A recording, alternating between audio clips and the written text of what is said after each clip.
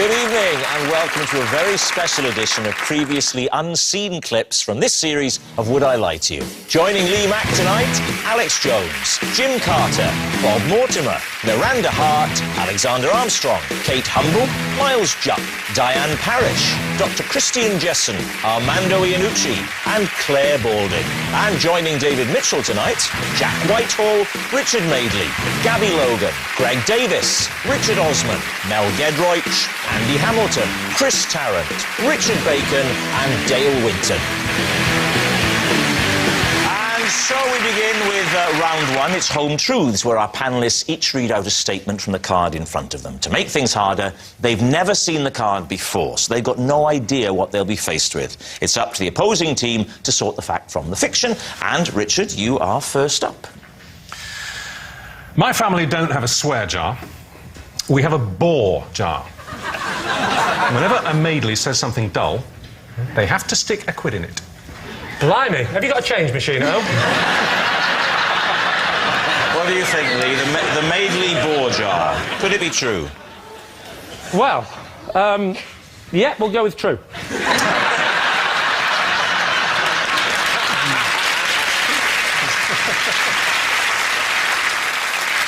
OK, are all the family members included in this? It's a compulsory family scheme, yeah. OK, and who would you say... We know the answer, but we'll ask it anyway. Who would you say has given the most to the jar? Well, me, obviously. You've given the most? Yeah. And what do you do with the money? Well, I keep it. You keep it? Yeah, it's my system and it's my jar. And it's your money. It's mostly my money, so I tend to keep it. So basically, it's a jar full of money that you've put in, that you take all the money out and keep. That is so boring. Get a quid in it. Is it only family member? If I came to your house and was just my usual self, would I have to start overloading it? Well, I mean, for example, if you came in and started talking about not going out, obviously you'd have to put a quid in. Ooh. Trust me, if I was in your house, I wouldn't be talking about not going out. Do you remember the last time you put a... not poor Jack or Chloe or long-suffering Judy. The last time that you put a pound in that jar, what was it for? I was reading something about fiscal policy out of the Financial Times, and Judy said after about 3 seconds, jar. Maybe she was agreeing with you in German. What do you think, Lee Mack? Miles? I think this is true. Do you? Yeah, but I find Richard intrinsically believable. So you think Richard's telling the truth, Kate? I think it's complete rubbish. You think it's a lie? Yeah. I'm going to say not true. You're going to say it's a lie. Richard, were you telling the truth or were you telling a lie? Well, I'm afraid the answer is deeply boring. I lied. Bob, you're next. I have a didgeridoo suspended from a tree in my back garden so that when the wind blows in a particular direction, it pops soothing sounds of the outback into my bedroom window. David's team, what do you think? Pops soothing sounds of the outback. Yes. What a poetic way of putting it. Thank you. Do you genuinely believe that that particular instrument makes a pop? How would you describe it, Greg? And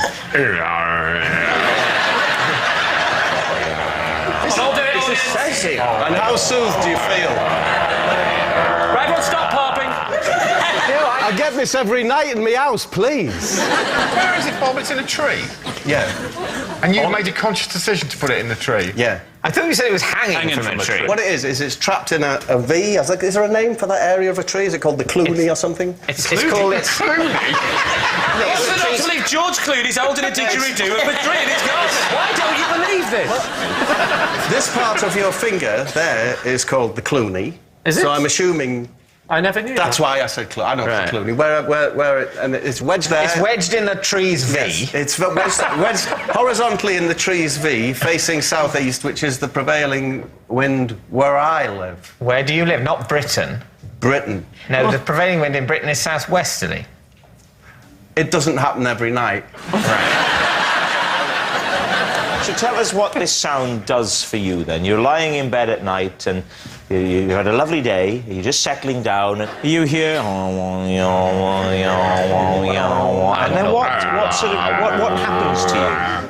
I'm soothed. And the mind is soothed. Do you know you get things that will do the same thing to, say, your throat? Yes. It does it to the mind. What if your brain's fine? You don't want to hear that every time it's windy. You're always soothing your brain. That's what sleep is. Hence the success of the pillow. Yeah. Can I just say, though, Bob, I've been led to believe by out-of-work hippies over the years that the didgeridoo is an incredibly difficult instrument to play, and yet it would appear that all one has to do is to pass air through it. No, well, you have to position it correctly, just as you would have to over your mouth. I've done that by utilising the Clooney. The tree. You're using the Clooney of a tree as human lips. You can get any kind of noise out of a didgeridoo. The Clooney, which doesn't exist, on Bob's tree, would have to be flesh-like, because an Aboriginal doesn't just go through it, because it's not just wind, they use their lips. Very good point. Very good point. Just coming up this time of year, I admit it's a lot better. In fact, I have a wisteria that grows through the didgeridoo.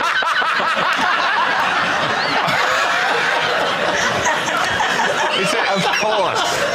And when the wisteria comes into leaf, not only does it pipe the wind towards the didgeridoo, but it acts as the lips. It's long been said that if the wind blows in the right direction through wisteria, it can play any instrument in the world. It's time to decide, David. OK, we need to make a guess. What are you going to say? I think it's a lie. Of course it's a lie. We think it's a lie. I think it's a lie. Well, Bob, were you telling the truth or were you telling a lie? I was lying.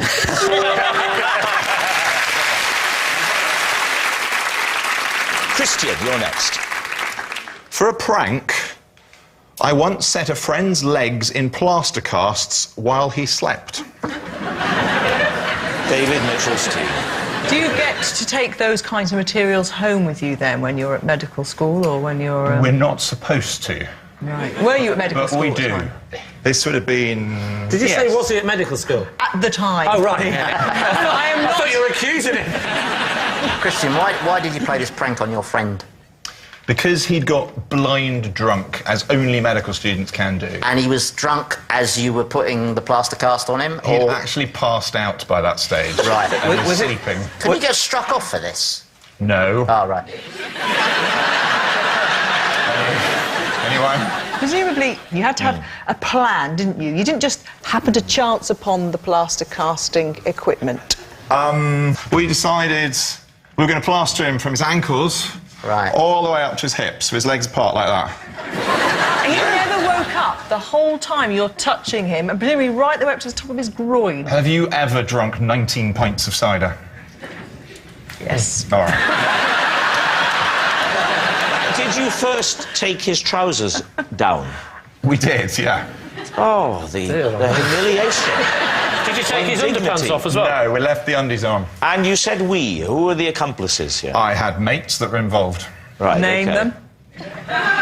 Matthew, Mark... Luke and John. Is that the gospel now, or are you making this up? Gospel. And of course... How did you miss that? I said, is that the gospel? Yeah, I know, yeah. No, I didn't miss it. Right. And when he woke up, what was his reaction? He thought he'd had a stroke. Because he couldn't move his legs. That's very bad self-diagnosis. David, what are you thinking? Andy? I think the medical student thing, knowing how their minds work, I think it might be true. And you're edging towards... I did think it was a lie, and now I think it might be true. OK, we'll say it's true. So it's true. All right. Dr. Christian, were you telling the truth or were you telling a lie? It is true. Xander, you're next. Last year, I was amused to discover that in one weekend, I'd had a curry with Andy Murray, been bowling with J.K. Rowling, and attended an odd party with Todd Carty.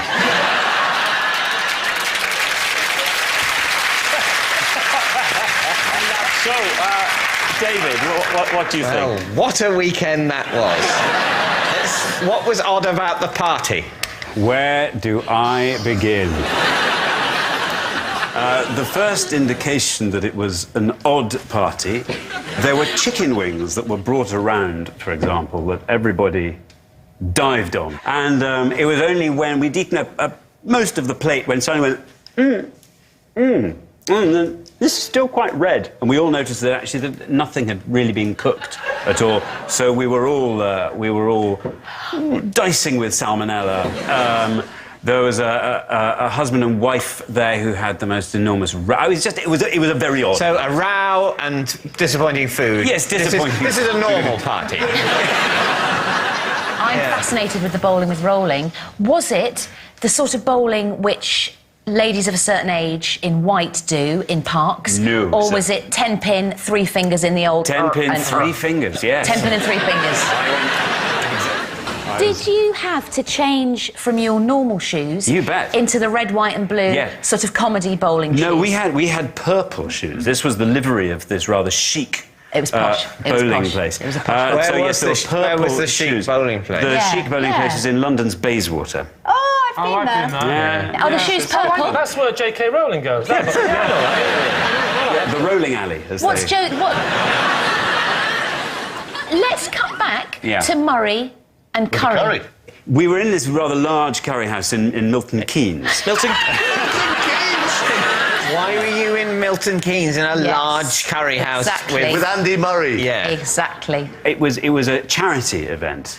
After which we repaired to a sort of mini Taj Mahal building in Milton Keynes. At another table, though, 3 people who'd been sitting there for quite a long time we hadn't noticed.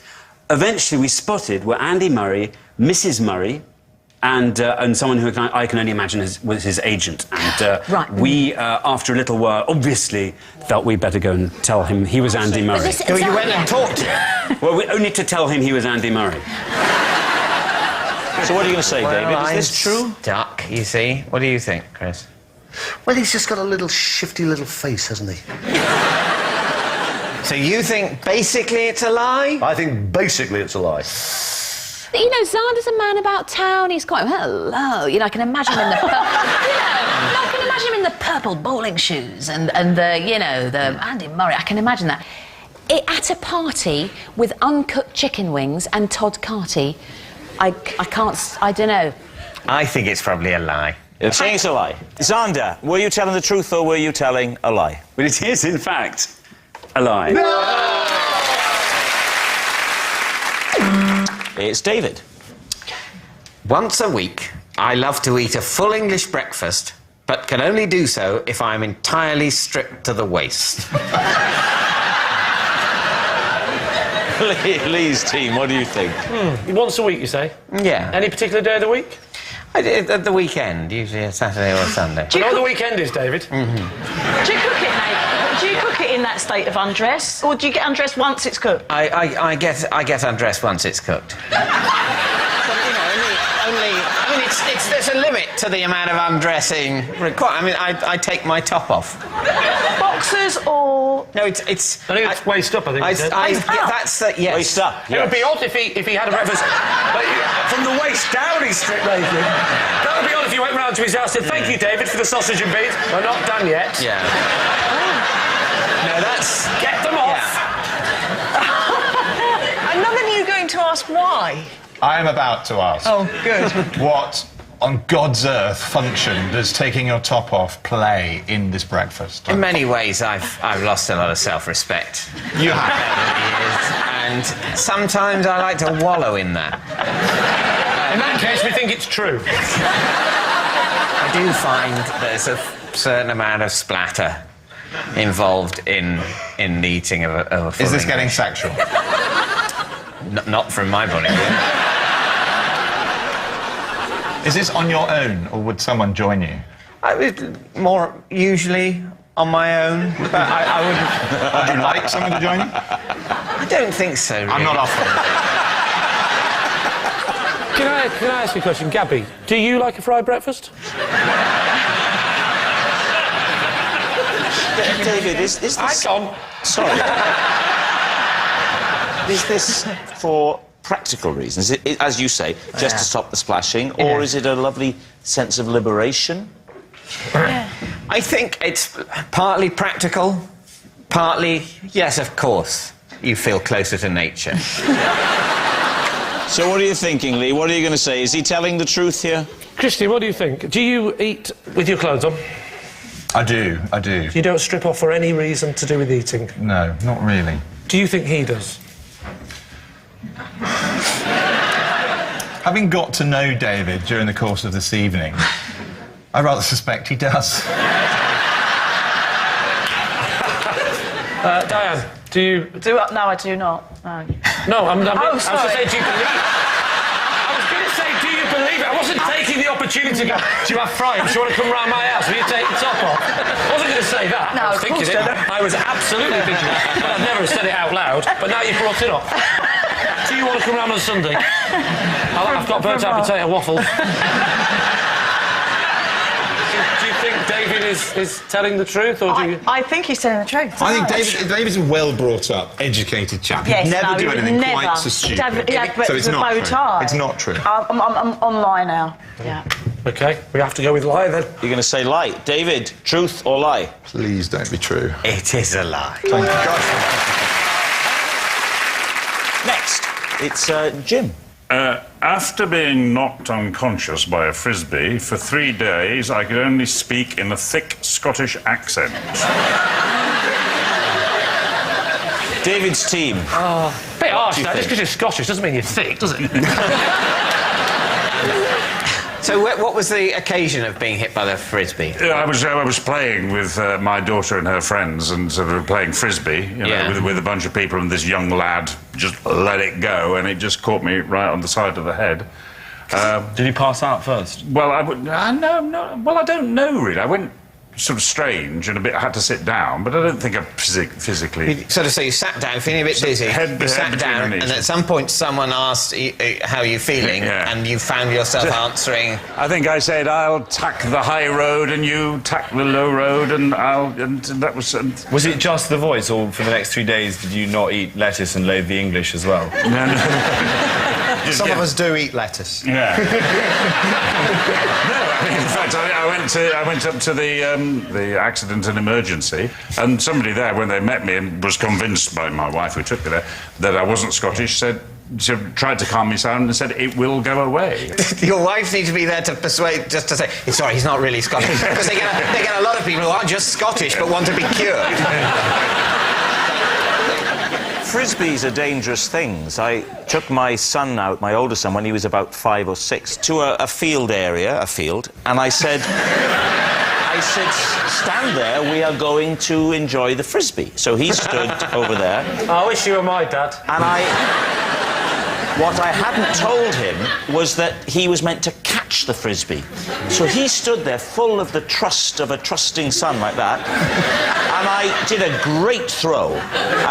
You know when you straighten the arm, so it goes, and it went, shh, and he looked at it with a lovely, innocent face, and it went, bang, there, and blood went, and the shock on his face that his father had done this to him. He said, what the hell have you done, you idiot? So what are you thinking, David? Well, totally true. This is my concern. Jim has very reasonably been reticent about doing a Scottish accent in this bit of the game. Yeah. I suspect, and maybe I'm wrong, and Jim can prove me wrong, or otherwise, but I don't think that he necessarily does a very convincing Scottish accent. Jim Carter can't do a Scottish accent? Well, because lots of people can't do various accents. Lots of very good actors can't do certain accents. And I think it would be unlikely that the accent you'd get, if concussed, would be one that you couldn't previously do. Disagree with that entirely. Do you? Yeah. Well, get your own team. Just give us a little taste of this voice, if you can use the great use your tool, your great actor's tool, yes, to give us a little bit of this voice.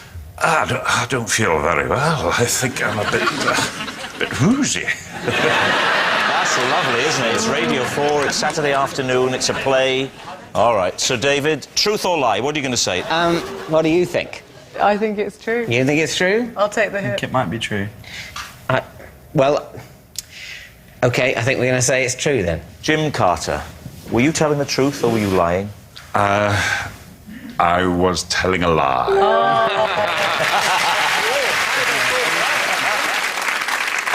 Next. It's Lee. I got stuck for half an hour in a men's toilet because I couldn't find the door. So where was this men's toilet? Next to the ladies. Were you on your own? Yes. And where was Apart from somebody singing some Wham song, I don't know who he was. And where was this ladies' toilet that it was next to? It was in the place I worked at, which was bingo hall. And so presumably you managed to find the door on the way in? No. Without being facetious. Right, oh, I didn't do that. You found the door. I stood up. You found the door on the way in. I did find the door on the way in. You took number 1, number 2? No, I walked. I didn't get a bus.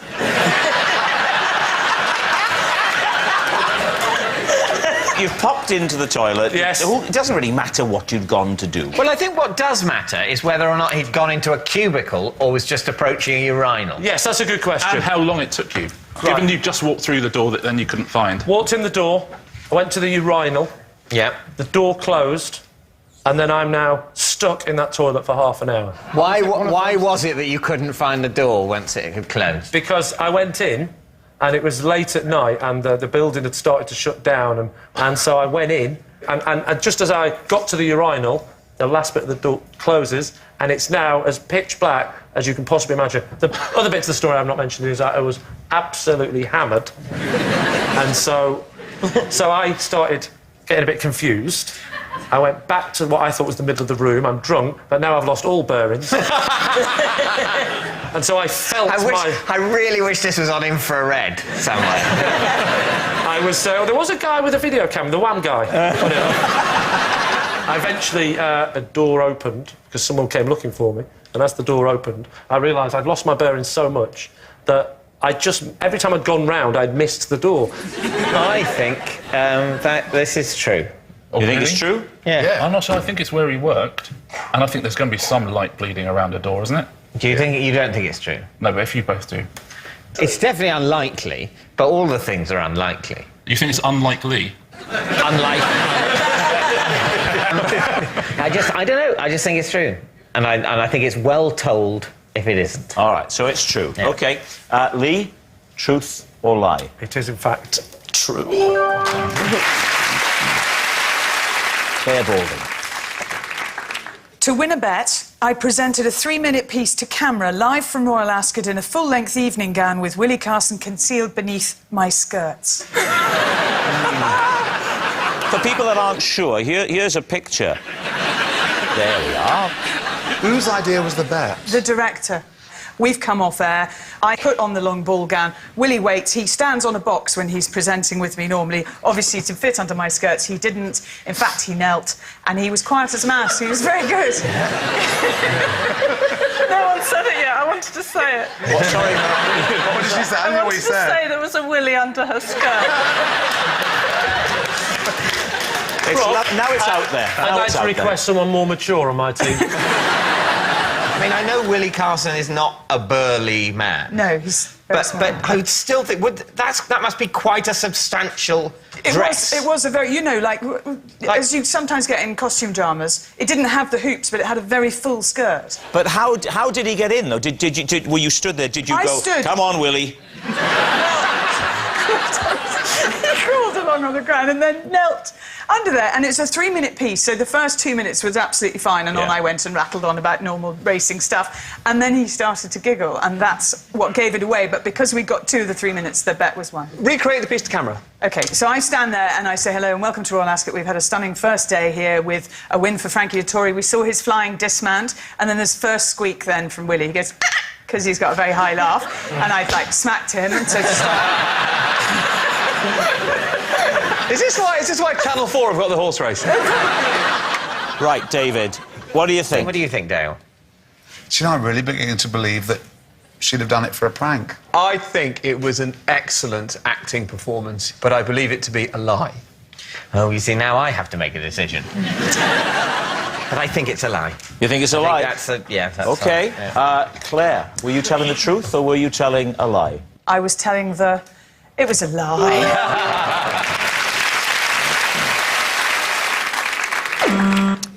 It's me. I recently had to be rescued by supermarket staff after I fell into the chest freezer trying to reach the last packet of Yorkshire puddings. So you've fallen in. Yes. Talk us through the next bit. Look, imagine, right? Imagine that this is the freezer, OK? Yeah. So I am here. And I'm looking around. There's nobody. So I just. Yes. Oh, OK. I'm going like that, and I'm going like that, and I'm going, and I'm going, and I'm in, and I'm like that, and I've hit my hand on the kind of sharp inner edge. Right. And I went, and first of all I went, ah, and people. So you just stay lying down? Well, I was shocked, Lee. And as I looked, my little head peeped up over the top, and some people, some Welsh people, because it was Cardiff, came over and said, "Are you all right?" So, and they kind of, you know, I could have got out, but they sort of helped me up, and, you know, I think they were worried I was going to make a claim. Were you tempted to stay in there until someone came to get something? So you go, So what do you think?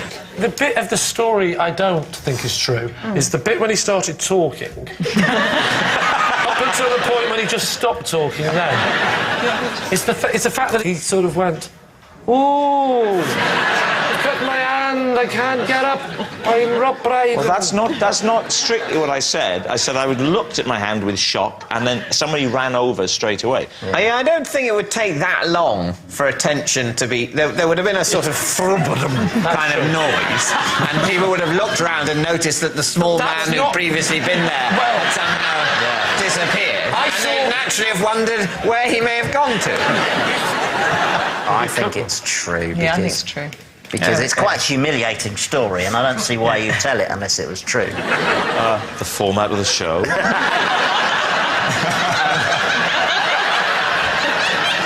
I don't see why you'd tell it if it wasn't true. Andy, I really think you've been missing something this evening. So, David, what are you saying, given what Poirot has said? Yeah. I think we think it's true. You think it's true? Yeah. You think it's a lie? Well, I can tell you it is... a lie. Well, that's all we got time for on this special edition of Would I Lie to You. Thank you for watching. Good night.